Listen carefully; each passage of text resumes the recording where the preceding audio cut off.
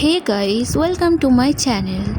আজ আমরা এসেছি মুর্শিদাবাদে আমাদের দিদির বাড়িতে।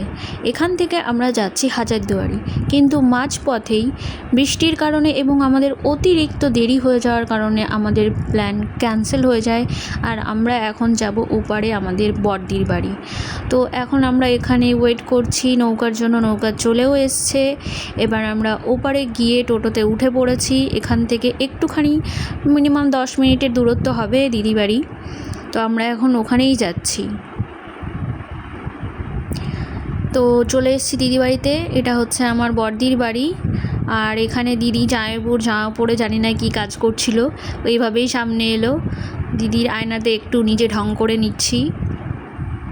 ট্যানানা।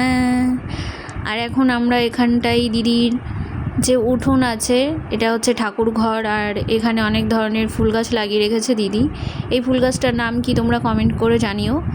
আর দিদি এখানে চা নিয়ে চলে এসছে। আর এই হচ্ছে আমাদের বড় জামাইবু। তা আমরা এখানে চা খাচ্ছি, তারপর আমরা খুব মজা করেছি। আর এই দাদু লোকটা কে ছিল জানি না আমি, উনি আমাদের আসার পর থেকে এখানে বসেছিলেন, হয়তো কোনো কাজে এসছেন এখানে। আর এই হচ্ছে আমার দিদির জায়ের মেয়ে, তার সাথে একটু কথা বলে নিলাম। আর এখন আমরা এখানে বসে ফোন দেখছি। আর এখন আমরা ফিরছি।